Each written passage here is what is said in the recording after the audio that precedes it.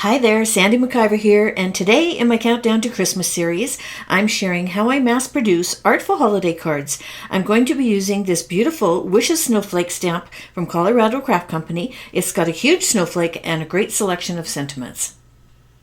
To start the process, you want to use your Misti stamping platform and you want to white heat emboss the big snowflake onto a whole bunch of pieces of watercolor paper. And I've got mine cut at 4 1/4 by 5 1/2. And again, I'm white heat embossing them. And to mass produce, do, 8 or 10 at a time. That'll give you a good start.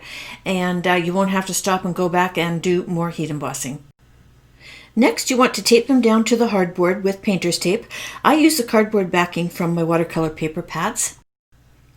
So today I'm going to be working with the Nuvo Shimmer Powders.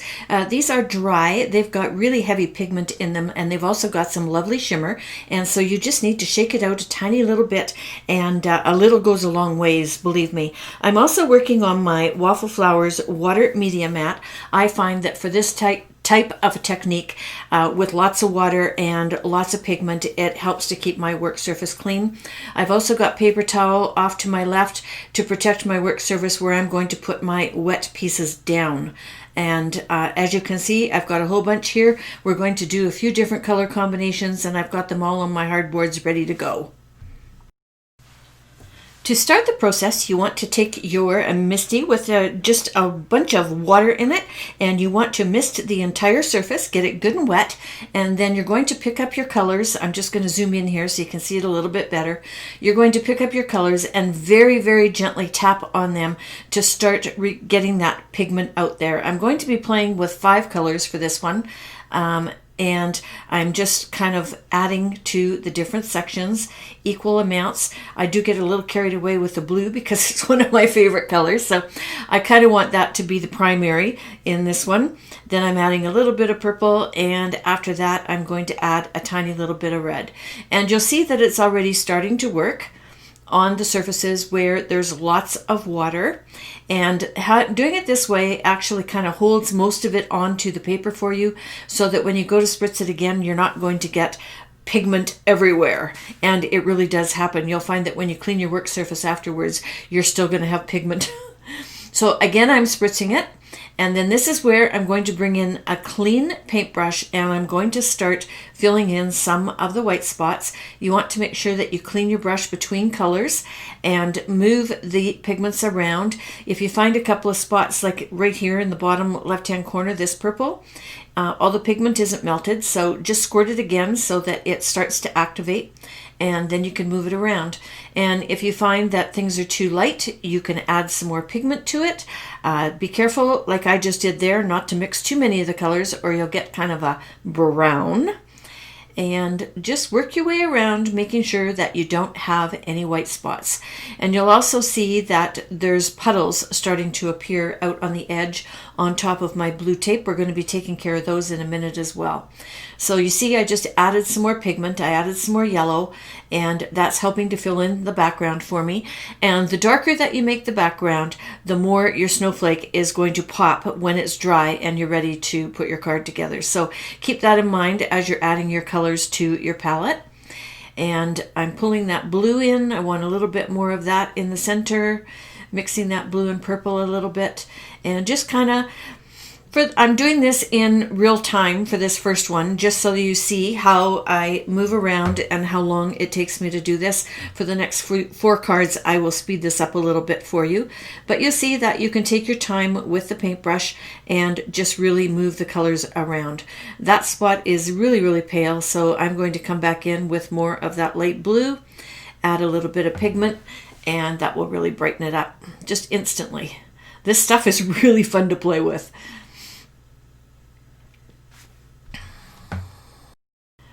Okay, so now I'm going to grab some of that paper towel that I showed you a few minutes ago, and I like to fold it so that I've got a nice smooth edge and work my way around, picking up all the little puddles of color that are off to the edge, because it's of no use being stuck on the edge like that, and it's just going to slow down the drying process of the paper that it's around, or you may end up tipping it and end up with a big puddle in your artwork. And if you do see a big puddle in your artwork, use the tip of a clean paper towel and wick some of that up so that it will speed up the drying process for you. So there you go. I think I am pretty happy with this. I got all my puddles cleaned up. I have all my white spots kind of done, so I'm setting it off to the side to dry, and we're going to start in on the next one. We're going to do this one in green and yellow, so Falling Leaves and Solar Flare from the Nuvo Shimmer Powders. And again, I spritzed it. I'm adding the pigment, and then I'm spritzing it again, and I'm using my paintbrush, and I'm doing all the green first, and then I'm cleaning my brush, and I'm coming back in and blending the yellow, and I need more yellow, so I'm adding more pigment. And again, remember to tap that little bottle very lightly, because it comes out really fast, and it's, it'll take over. If you end up with too much yellow, you'll just end up with a yellow-green card mess. So again, make sure there's no white spots in your background. Make sure it's nice and bright. Move that color around. Add a little bit more color if you have to. And then you're going to wick up all of the little puddles. And there's no way of getting around the puddles because you need all of that liquid to get the pigment activated. So that's just a fact of life. Okay, so we got this one finished. I set that one aside and we're on to the third one. This time we are using Solar Flare and Catherine Wheeler. Catherine Wheeler is a red, but it's also got a little bit of orange and a little bit of purple in it. It's absolutely stunning, but you have to be careful with it because it will take over your card.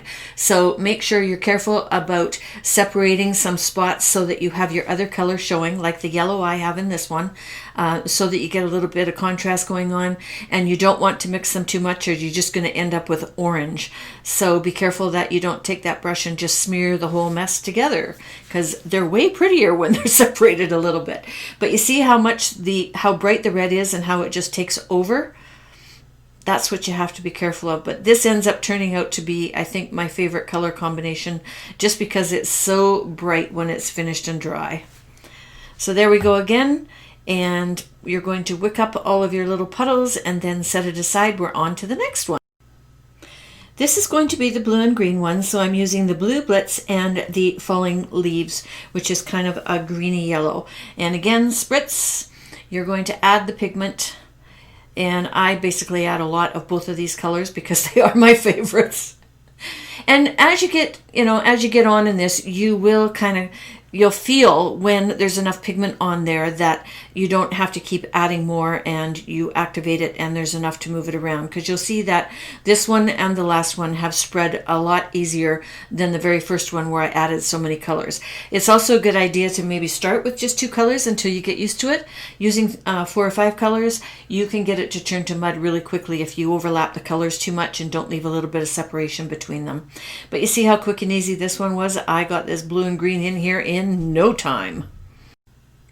Once they're dry, you want to remove them from your hardboard, and then you want to take a dry, clean paper towel and you want to rub really well over the entire surface. And so what that does is it picks up any pigment that's sitting on top of the embossing, but it also removes any pigment that didn't get activated, because you don't want to get that in your carpet. So you don't want to rub it as you're walking across the floor somewhere. Next time you shampoo your carpets, you might get a little surprise.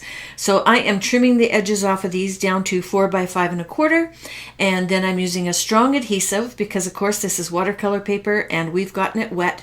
So use a good strong adhesive to attach these to your top folding A2 card bases, just like that.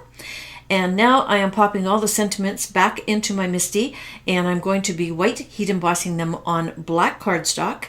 And I'm going to chop all those up and use them on my cards. So I stamped and embossed both ends of those, and then I just sliced them up into strips with my cutter, trim them out, and add them to the cards. And then I also added a whole bunch of embellishments. So there's a variety here from Pretty Pink Posh, Sea Glass Jewels, and then there's Simon Says Rainbow Party Sequins. I have a list of what I used underneath this video, and there's also a link over to my blog where I share the entire list of all the products that I used as well. So here's all the finished cards that I mass produced in this little sitting. It didn't take very long. I didn't make too much of a mess because if you do all the prep ahead of time and then do each step for all of the cards, it really does go quite quickly. And aren't they beautiful? I just love all the pretty colors. So there's a supply list and a PDF file over on my blog. There's a link in the comments underneath this video to get you over there. And thank you so much for watching today. If you enjoyed today's video, please consider giving me a thumbs up. And until next time, toodles!